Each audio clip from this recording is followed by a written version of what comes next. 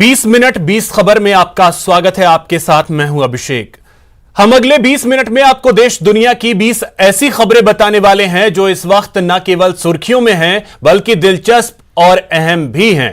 तो शुरू करते हैं 20 मिनट में 20 खबरों का सिलसिला और सबसे पहले आपको दिखाते हैं राजस्थान की वो खबरें जो इस समय सुर्खियों में हैं और अहम हैं।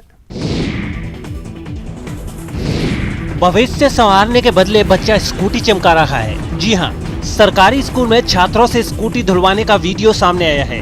वीडियो में आप देख सकते हैं कि कैसे अध्यापकों ने दोनों मासूमों को शिक्षा के पंख लगाने की बजाय बाल मजदूरी जैसे काम में लगाया है।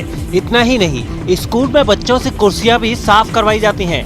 हैरान करने वाली ये तस्वीरें बीकानेर से आई हैं। ये मामला नोका तहसील के कंवलसिर गाँव का है। बच्चों से स्कूल में काम करवाए जाने के दौरान किसी ने इसका वीडियो बना लिया और अब ये सोशल मीडिया पर वायरल हो रहा है। वीडियो वायरल होने के बाद स्कूल प्रशासन के होश उड़ गए। वहीं जब इसकी जानकारी ग्रामीणों को मिली तो स्कूल प्रशासन के खिलाफ उनका गुस्सा फूट पड़ा। उन्होंने स्कूल प्रशासन के खिलाफ मोर्चा खोल दिया। ग्रामीणों के विरोध को देखते हुए अध्यापक स्कूल पर ताला लगाकर रफू चक्कर हो गए। मामले की जानकारी मिलने के बाद ब्लॉक शिक्षा अधिकारी सुरेश कुमार दड़िया मौके पर पहुंचे। यहाँ सरकारी विद्यालय के बाहर उन्हें बड़ी संख्या में छोटे बच्चे धूप में खड़े दिखाई दिए। साथ ही यहाँ आक्रोशित ग्रामीण भी मिले। ग्रामीणों ने ब्लॉक शिक्षा अधिकारी सुरेश कुमार दड़िया के सामने भी जमकर विरोध जताया। बाद में स्कूल की अध्यापिका और अधिकारियों के साथ इस मुद्दे को लेकर ग्रामीणों की बैठक हुई। लोगों ने स्कूल में कार्यरत स्टाफ को हटाने की मांग की है। 1 मार्च दोपहर का समय, कुछ लड़के हाथ में डंडे और सरिये लिए घर में दाखिल होते हैं और तोड़फोड़ मचा देते हैं। सामने जो शय नजर आती है उसे तहस नहस कर देते हैं। बीच बचाव करने आई घर की महिलाओं को भी नहीं बख्शते। उन्हें धकेलते हैं, पीटते हैं तो कुछ लड़के गलियों में डंडे चलाकर दहशत कायम करते हैं और सरेआम महिलाओं पर डंडे बरसाते हैं। उनके गुस्से से 2 पहिया वाहन तक नहीं बचते। तस्वीरें भीलवाड़ा की हैं। भवानी नगर में मामूली विवाद को लेकर 2 गुटों में जबरदस्त भिड़ंत हो गई, जिसमें कुछ लोग घायल हो गए। किसी की हड्डी चटकी तो कोई बुरी तरह लहूलुहान हुआ, जिन्हें अस्पताल में भर्ती कराया गया। भीमगंज थाना प्रभारी प्रकाश चंद भाटी के मुताबिक दोनों पक्षों की ओर से मामला दर्ज करके मामले की जांच शुरू कर दी गई है। दिशा निर्देशों की अनदेखी हुई और साहब को गुस्सा आया। वैक्सीनेशन सेंटर पर अव्यवस्था दिखी और जिला कलेक्टर का पारा चढ़ा। इसके बाद उन्होंने लापरवाहों को जमकर लताड़ लगाई। ऐसे नहीं चलेगा, काम करना है तो कायदे से करो। जो इन्होंने सिर पर चढ़ा रखा हुआ, एडमिनिस्ट्रेशन के पास वो पावर होती है फालतू ना करने, इस तरीके से नहीं चलेगा। आपको चलाना है तो नीचे कमरे दीजिए तीनों और सेपरेट पैसेज दीजिए, ऊपर नहीं चलेगा। बंद रहिए सब। तस्वीरें झालावाड़ की हैं। 1 मार्च से 60 वर्ष से अधिक उम्र के बुजुर्गों का वैक्सीनेशन शुरू हो गया है। जिला कलेक्टर हरिमोहन मीणा भी विभिन्न टीकाकरण केंद्रों पर घूमकर व्यवस्थाओं का जायजा ले रहे हैं। इसी सिलसिले में जिला कलेक्टर शहर के एक निजी अस्पताल में वैक्सीनेशन सेंटर की व्यवस्थाओं का जायजा लेने पहुंच गए। शहर के एलएन अस्पताल में अव्यवस्थाओं को देख डीएम भड़क उठे। जब कलेक्टर अस्पताल पहुंचे तो उनको ना तो रजिस्ट्रेशन रूम नजर आया और ना ही वैक्सीनेशन और ऑब्जर्वेशन रूम की कोई व्यवस्थित व्यवस्था नजर आई। इस पर कलेक्टर ने अस्पताल संचालक को जमकर डांट लगाते हुए कहा कि अगर आप व्यवस्था नहीं कर सकते तो आपको सेंटर ही नहीं बनवाना चाहिए था। उन्होंने साथ मौजूद मुख्य चिकित्सा और स्वास्थ्य अधिकारी को निजी अस्पताल में चल रहे वैक्सीनेशन सेंटर को तुरंत बंद कराने के निर्देश दिए। गौरतलब है कि कोरोना टीकाकरण अभियान के तहत 60 वर्ष से अधिक उम्र वाले बुजुर्गों को टीका लगाया जा रहा है। इसके तहत झालावाड़ जिले में 45 सरकारी अस्पतालों और 3 प्राइवेट अस्पतालों में कोरोना का टीका लगाया जा रहा है। प्रत्येक पंचायत में 2 टीमों का हमने ऑलरेडी गठन कर लिया है, ताकि भविष्य में जैसे भी सरकार सेंटर बढ़ाना चाहेंगे तो उसमें भी हमें आसानी रहेगी। ये तस्वीर उस देश की जहां रोज पानी से जुड़ा कोई न कोई उत्सव मनाया जाता है। ये तस्वीर उस मरुद्रा की जहां बूंद बूंद पानी सहेजे जाने की परंपरा रही है, जहां पानी के लिए महिलाएं मीलों पैदल चलती हैं, जहां पानी के लिए आए दिन झगड़े होते हैं। लेकिन दौसा का जलदाय विभाग पानी की अहमियत नहीं समझता, पानी को अमृत नहीं मानता। इसलिए यहाँ के एक गांव कालोता में लाखों गैलन पानी व्यर्थ बहता है। पूरा जो सड़क मार्ग है वो पानी से अटा पड़ा है। लोग यहाँ से निकल रहे हैं, पानी में परेशान भी हो रहे हैं। लेकिन दौसा जैसे डार्क जोन जिला है, एक एक बूंद के लिए लोग पानी के लिए मोहताज हैं। उसके बावजूद भी यहाँ पर इस तरह पानी व्यर्थ बह रहा है। व्यर्थ बहते पानी से सड़कें लबालब हो जाती है। आम आदमी का राह चलना दोभर हो जाता है। क्या जलदाय विभाग के लापरवाहों को ये बताना होगा कि जल हमारे लिए जीवन भी है, आस्था भी है और विकास की धारा भी है।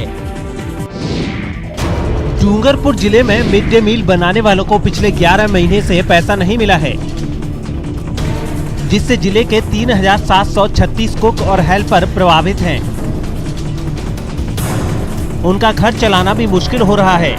कुक हेल्पर हैं, स्कूल में काम करते हैं। हमारे को 10-11 महीने से पैसे नहीं मिलते हैं और हमारा घर चलाने का बहुत मुसीबत आ रहा है।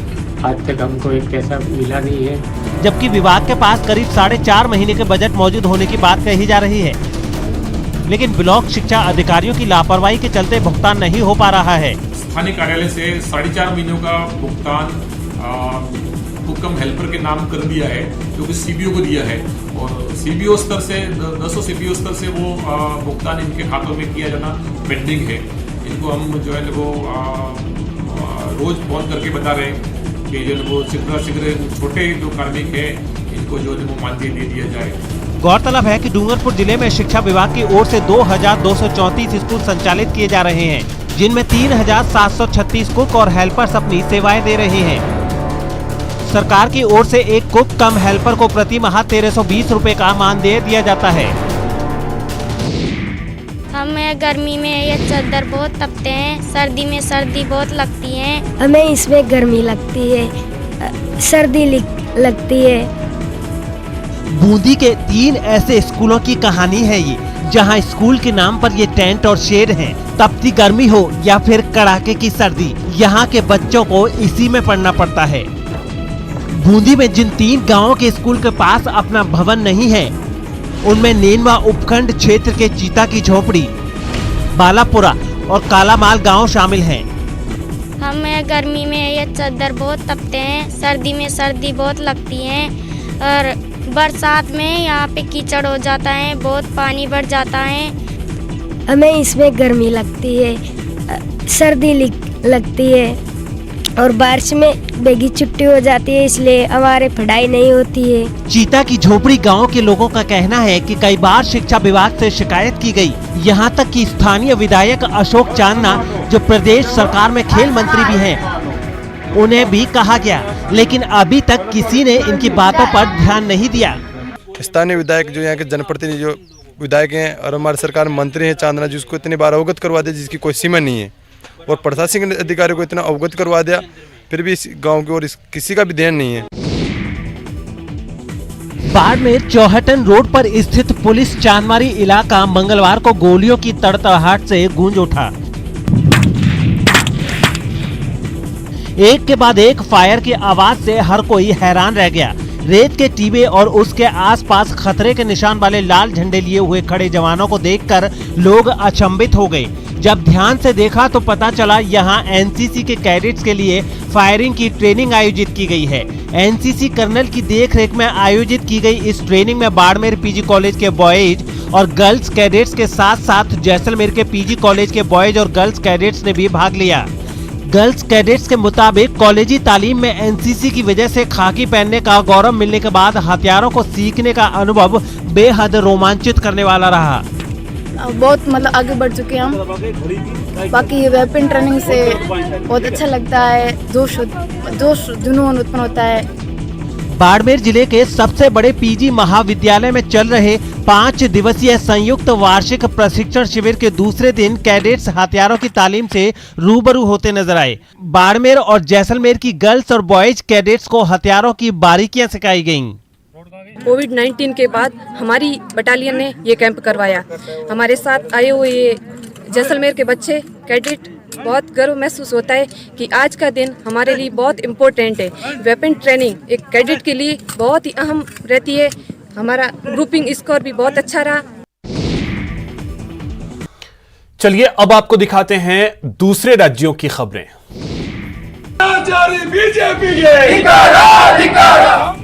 हाथों में पोस्टर लिए नारेबाजी करते कांग्रेस कार्यकर्ताओं की ये तस्वीरें बेंगलुरु से आई हैं। कर्नाटक में एक टेप को लेकर मचा घमासान थमने का नाम नहीं ले रहा। ये एक सेक्स टेप है जिसमें कथित रूप से जल संसाधन मंत्री रमेश जरकीहोली एक महिला के साथ नजर आ रहे हैं। इस टेप के जरिए उन पर आरोप है कि उन्होंने नौकरी दिलाने के बहाने महिला का यौन उत्पीड़न किया और फिर अपने वादे से मुकर गए। इस महिला को लेकर उनके खिलाफ शिकायत भी दर्ज करा दी गई है। वहीं एक सामाजिक कार्यकर्ता और नागरिक हक्कू होर्ता समिति के अध्यक्ष दिनेश कल्लाहली ने इस मामले से जुड़ा टेप मीडिया में जारी कर दिया है, जबकि दूसरी ओर रमेश जरकीहोली इसे एक फेक वीडियो बता रहे हैं। उनका दावा है कि वो उस महिला को जानते तक नहीं। रमेश कहते हैं कि अगर उनके खिलाफ आरोप साबित होते हैं तो वे अपना पद और राजनीति दोनों छोड़ देंगे। उन्होंने पूरे मामले को राजनीतिक साजिश बताया है। वहीं केंद्रीय मंत्री प्रहलाद जोशी का भी इस मामले में बयान सामने आया है। उन्होंने कहा, हम बगैर सच्चाई जाने किसी नतीजे पर नहीं पहुंच सकते। अगर ये आरोप सही है तो ये शर्मनाक है। हम नेताओं को नैतिक रूप से सही होने की जरूरत है। यही बीजेपी की नीति है।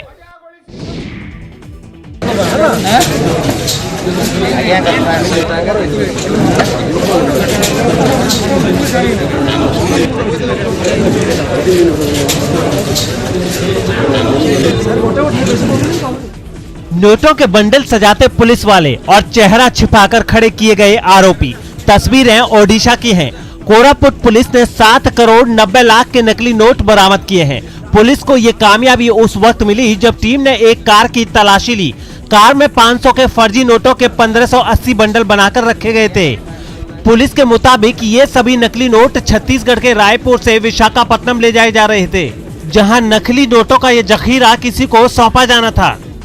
हालांकि अब तक ये साफ नहीं हो पाया है कि इस फर्जी नोटों के रैकेट का सरगना कौन है और किस गिरोह से कौन जुड़ा है। तो उसका पूछताछ करने से वो पता चला कि वो 3 लोग जो गाड़ी में हैं वो लोग और उसका अलग बाकी एसोसिएट्स हैं रायपुर में उसका प्रिंटिंग कलर जेरॉक्स प्रिंटिंग करा के और उसका लेके जा रहा है रायपुर से वाइजैक को किसी को वो डिलीवरी देने वाला है। इस सिलसिले में पुलिस ने 3 लोगों को गिरफ्तार किया है। पुलिस ने आरोपियों से 5 मोबाइल फोन और 35,000 कैश भी जब्त किया है। खास बात यह है कि आरोपियों ने रायपुर से यात्रा करते हुए कई चौकियों और पुलिस स्टेशनों को पार किया था। ओडिशा बॉर्डर पर सुनकी आखिरी पुलिस चौकी थी। पुलिस को संदेह था कि वो भांग ले जा रहे हैं, लेकिन तलाशी में नकली नोट मिल गए। कोरापुट पुलिस ने इस मामले में जांच तेज कर दी है। अलीगढ़ में गर्मी की वजह से आलू की फसल खराब हो रही है। सब्जियों का राजा किसानों को झटका दे रहा है। आलू की खुदाई शुरू होते ही किसान निराश हो रहे हैं। यूपी के अलीगढ़ के किसान इस बार आलू पर पड़ी मौसम की मार से हलकान हैं। मौसम की मार से पैदावार में कमी आई है। आलू का फसल का रुख अब के पिछली बार की तरह नहीं रहा, क्योंकि मौसम अब के फसल के मुताबिक नहीं रहा। असमय के कारण बारिश पड़ गई। जिस समय पर बारिश पड़नी उस समय पर बारिश नहीं रही। जबकि फसल पकने को तैयार थी उस समय बारिश पड़ गई। इसकी वजह से अब के आलू की पैदावार काफी कम है पिछली बार की अपेक्षा। कहते हैं आलू का घाटा आलू ही पूरा करता है। बात सच भी है। कभी आलू का कोई मोल नहीं होता तो कभी किसान को रंग से राजा बना देता है। आलू पिछले वर्ष सेब के भाव बिका, लेकिन इस बार राजा ने किसान को झटका दिया है। मौसम की मार से पैदावार में कमी आई तो वहीं मंडी में भाव नहीं मिल रहा। पिछले वर्ष खुदाई पर 800 रुपए प्रति पैकेट यानी 500 किलो भाव था, जबकि इस बार 300 रुपए है। मौसम के मुताबिक मौसम ठीक नहीं रहा। बारिश असमय बारिश हुई और बारिश के कारण आलू काफ़ी ख़राब भी हुआ है और हरा पड़ गया है इसकी वजह से। और फिर बाद में आके टेम्परेचर हाई हो गया है, इसकी वजह से आलू में रोग भी ज़्यादा आए हैं, चुर्री वगैरह। आलू की फसल ज़्यादातर नष्ट हुई है। इन चिकने सुंदर आमों पर पीला रंग कैसे चटक रहा है। तस्वीरें नासिक की हैं। यहाँ की फल मंडी हापुस की खुशबू से महक उठी है। जी हाँ, वही जिसे अंग्रेजी में अल्फांसो कहते हैं और गुजराती में हापुस। खैर, फलों के राजा की आमद हो गई है, तभी हापुस को घर ले जाने की हसरत रखने वाले इनकी मुंह मांगी कीमत अदा कर रहे हैं। 1 दर्जन आम के बदले 2000 रुपए खुशी खुशी दे रहे हैं। ये देवगढ़ ऑफिस है। ये हमारा लोकल महाराष्ट्र का फ्रूट है। जो वर्ल्ड वाइड उसकी डिमांड है, और ये सीजनल फ्रूट होने की वजह से इसका कंजम्पशन हमको करना ही चाहिए, जो दवाई खाने से बहुत सस्ता है। देवगढ़ मैंगो में साइज जैसा लेंगे वैसा मिलेगा। एक नंबर साइज का 2000 से 2500 के आसपास रेट है और मीडियम साइज में 2000 से 800 के आसपास रेट है। गौरतलब है कि हापुस यानी आमों की सबसे बेहतरीन किस्म महाराष्ट्र के कोंकण की देवगढ़ तहसील में उगाई जाती है, जिसकी दुनिया भर में खासी डिमांड रहती है। आम के दीवाने हर कीमत पर इसे खरीदते हैं, इसे औषधीय गुणों की खान मानते हैं।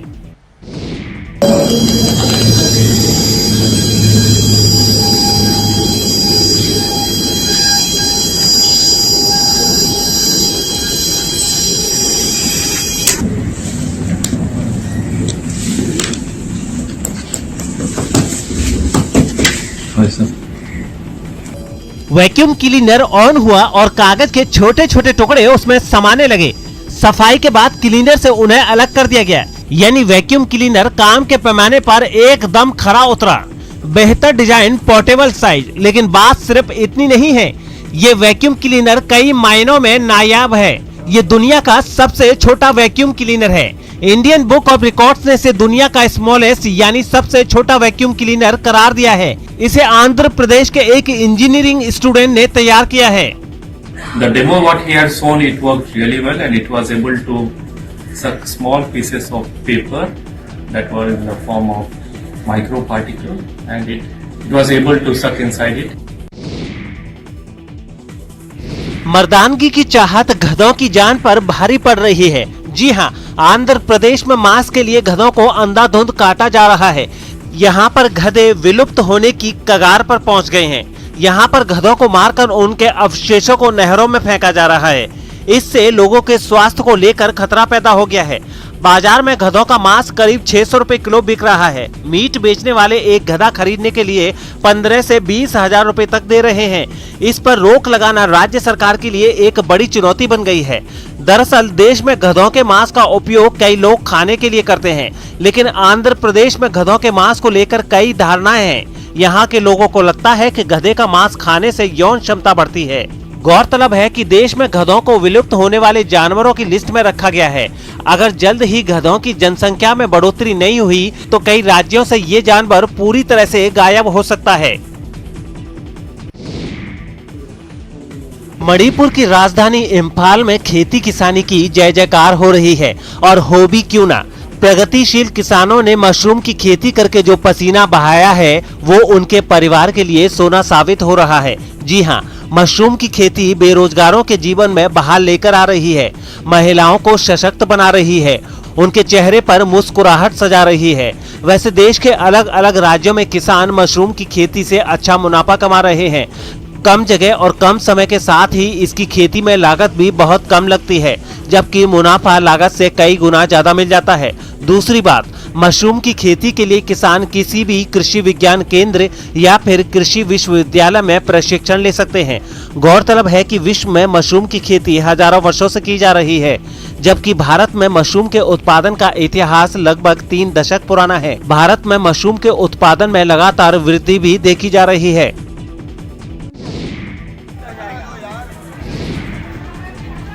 ये दिल दहलाने वाली डरावनी तस्वीर गुजरात के सूरत शहर की है, जहां अपार्टमेंट के एक मकान में आग लग गई। चौथे माले पर बने घर में आग लगने से अफरा तफरी मच गई।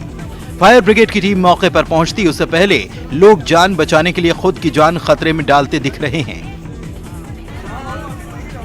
अपार्टमेंट की खिड़की से दूसरे मकान में जाने के लिए लोग जान जोखिम में डालते दिखे। ये लोग महिलाओं को लेकर चौथी मंजिल से दूसरे अपार्टमेंट में खिड़की के जरिए बिना किसी सुरक्षा के इंतजाम के जा रहे हैं। तस्वीरों में दिख रहा है कि किस तरह 2 लोग अपनी जान जोखिम में डालकर महिलाओं को दूसरी बिल्डिंग में शिफ्ट कर रहे हैं। इनकी जरा सी चूक इन सभी को मौत के मुंह में धकेल सकती थी। मौके पर पहुंची फायर ब्रिगेड की टीम।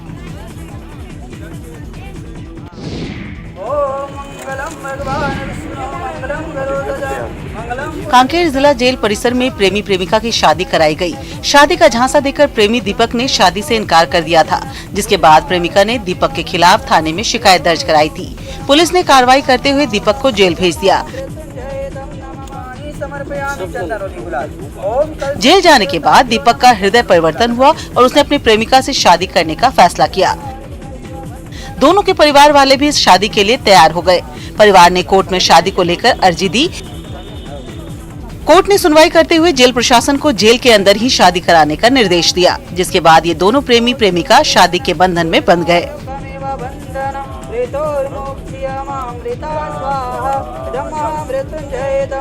दोनों की सहमति बनी है जी, और कोर्ट ने जो मतलब वो दिया है, आदेश दिया है, उसको मैंने अवलोकन किया, मैंने पढ़ा है। उसके बाद ही हम लोग इसमें अपनी उपस्थिति दर्ज कराए हैं। आज विवाह संपन्न हो गया है? बिल्कुल हो गया। दोनों परिवार उपस्थित हैं? बिल्कुल उपस्थित हैं। अभी सब प्रसन्न हैं? बहुत खुश हैं।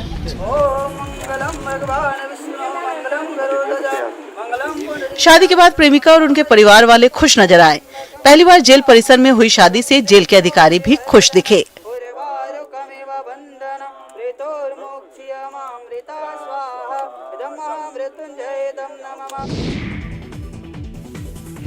सीने पर सजा मेडल, लेकिन पेट पालने के लिए ऑटो रिक्शा चलाना पड़ता है। जी हां, 1971 में भारत चीन के बीच हुए युद्ध में विशेष पुरस्कार से नवाजे गए पूर्व सैनिक अब अपनी जीविका के लिए हैदराबाद की सड़कों पर ऑटो रिक्शा चलाने को मजबूर हैं। इसके लिए उन्होंने राज्य सरकार से मदद की अपील भी की है। खास बात यह है कि करीम को युद्ध में उनके योगदान के लिए स्टार मेडल भी दिया गया था। अपने पिता की मृत्यु के बाद करीम 1964 में भारतीय सेना में भर्ती हुए थे। 1971 के भारत चीन युद्ध के दौरान वो लाहौल क्षेत्र में तैनात थे। इसके लिए करीम को स्टार मेडल से सम्मानित भी किया गया और 1971 में विशेष पुरस्कार भी मिला। करीम के मुताबिक इंदिरा गांधी के शासनकाल के दौरान कई सैनिकों को निकाल दिया गया था, जिसमें वो भी शामिल थे। करीम का कहना है कि सेवा पदक जीतने के बावजूद मुझे सरकार की तरफ से किसी भी प्रकार की पेंशन या कोई वित्तीय सहायता नहीं मिली है। करीम ने सरकार से आर्थिक रूप से कमजोर पूर्व सैनिकों की सहायता करने का अनुरोध किया है।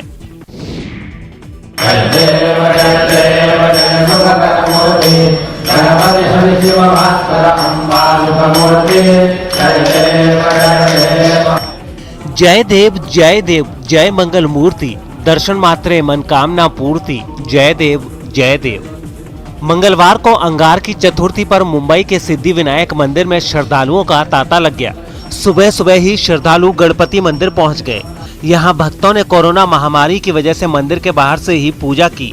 गौरतलब है कि महाराष्ट्र और दक्षिण भारत में इस पर्व को काफी श्रद्धा और उत्साह से मनाया जाता है। लोग सूर्य उदय से लेकर चंद्रोदय तक व्रत करते हैं। अंगार की चतुर्थी को संकटहारा चतुर्थी के नाम से भी जाना जाता है। इस दिन भगवान गणेश की पूजा से विशेष फल प्राप्त होता है। बहुत अच्छे तरीके से दर्शन हुआ, सिस्टम भी बहुत अच्छा रखा है। प्रोसीजर्स तो बहुत अच्छे मुंबई पुलिस ने फॉलो किए हैं, no doubt, because hats off to Mumbai police. आज बहुत खास दिन अंगार की चतुर्थी है और यहाँ पे बहुत अच्छी व्यवस्था करी है।